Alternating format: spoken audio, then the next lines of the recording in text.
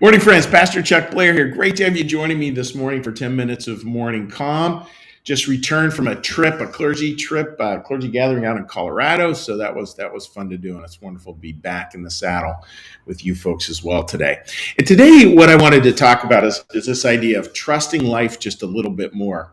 And we've been looking at this passage in the Bible where it talks about Abram pitched his tent, came and lived in the oak groves of Marme. I can never pronounce that word that well. And it's this idea of that we have the Bible at a literal sense, and that within that is an internal sense, a poetic truth that's underneath the words, and that poetic truth, that internal sense, gives us this beautiful image and this beautiful way to see the Bible, and this beautiful way to see how the Bible connects to life. Because you just read a passage like that, well, what does that have to do with, as my dad would say, the price of eggs in China? But when you look at the internal sense, there's a lot there that offers some beautiful places. And it's this idea of rest. Abram's on a journey to the promised land. He comes and he rests in this place. And that's what I want to talk about today. And maybe can we learn from this the idea of trusting life just a little bit more. So let's just set up the choice here. Imagine for a minute, just take a breath,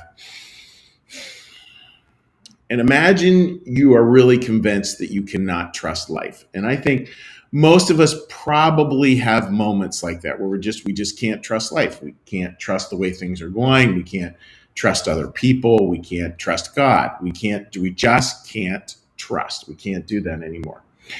And isn't it interesting, right? That when we do that, you think about when we can't trust life, what are the implications of that? Like when you cannot trust life, how do you live? If you're walking into this morning thinking, I can't trust life at all, I can't trust anyone, I certainly can't trust God, I can't even trust myself, how will that impact how you live today?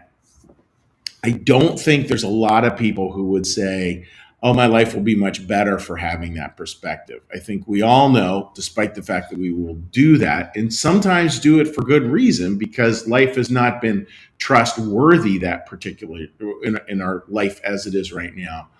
I think I just keep on thinking of, when I have days or a season where I'm not really trusting life, high anxiety, small life. That's kind of the direction I go. I don't know what it is for you, but for me, anxiety goes way up, and I really contract in.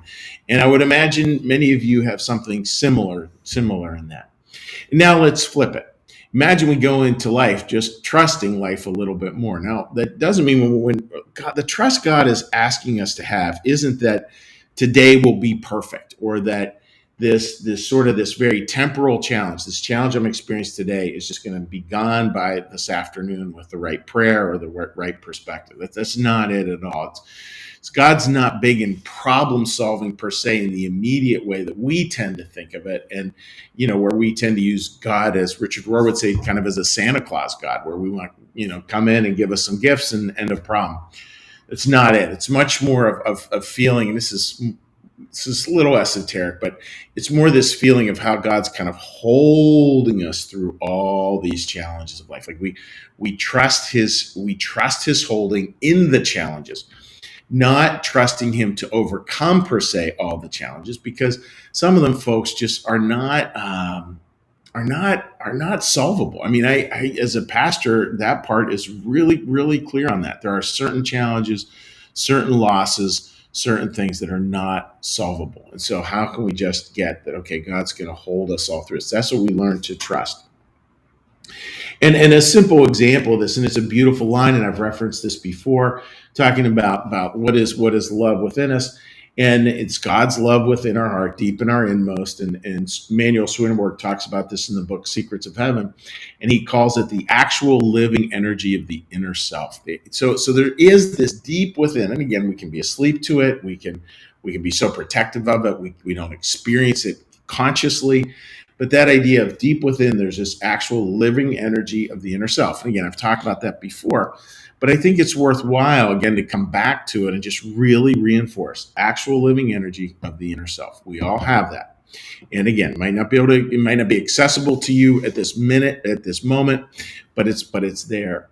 And when we watch it, folks, we can just see that stirring. A story I was given by someone today that was fun. It was a relative of mine, and she was on her way to get sushi, and somebody backs into her car, and she stops, and both of them are sort of chatting, and they both agreed that they wanted to get a police report on this for insurance purposes, which is smart, but that they both had other places to be. And this is where the story kind of took a fun turn, and because she was picking up sushi because it was for her and her husband, it was their anniversary.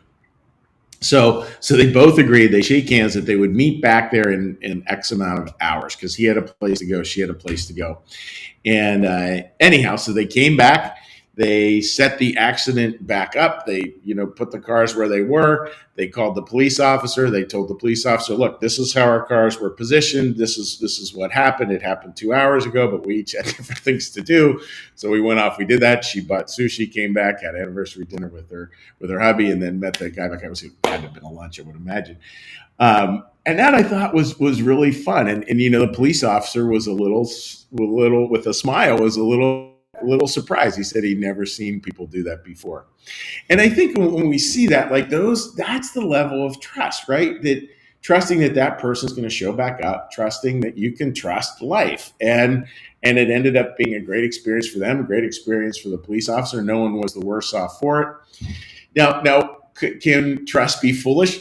Obviously. Like, if I'm there, I can't actually imagine doing that. I would want the police report. I'd want everything set up legally so that I felt confident, and nothing untoward was going to happen. But there is a beauty in that kind of trust, and that kind of trust begets a trust in life as a whole. And it leaves us with a smile. It doesn't leave us suspicious. And boy, life is much better when we leave it with a smile and not leave it suspicious. So our takeaway for today, folks, is just find a way to just trust life a little more. That doesn't mean trust the outcome. Like, you may be dealing with a really serious thing today, and it doesn't mean that thing's going to resolve by the end of the day. I mean, obviously, we hope and pray that it does, but it doesn't necessarily mean that's what's going to happen. What we can trust is that actual living energy, that love within us, that will always be present, even when we're not aware of it, that's always there. And that is how God kind of carries us through these deeply challenging moments. So that's the thought for today, folks, is just trust life a little bit more and do this. See what happens when you do. So with that, friends, what we're going to do now is we're going to take a breath. And we're going to shift gears. And where we're going to shift gears to is we're going to shift gears into a meditative part. And what I do, for those of you joining us the first time, I ring a little prayer bell. You listen to it until it stops ringing. And the point of that is just to clear our minds.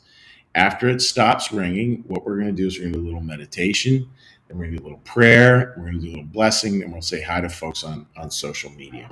So with that, friends, let's get started. So take a big breath. And listen to the bell.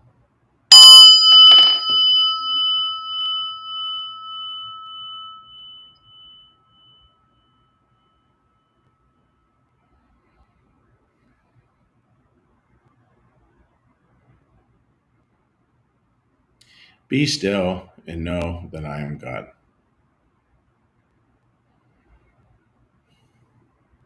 Be still and know that I am. Be still and know that I.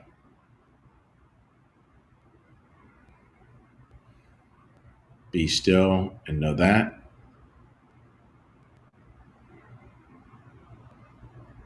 Be still and know. Be still and.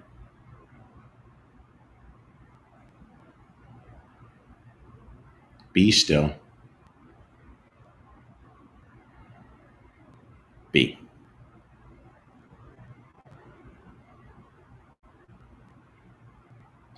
Our Father, who art in the heavens, hallowed be thy name. Thy kingdom come, thy will be done, as in heaven, so upon the earth.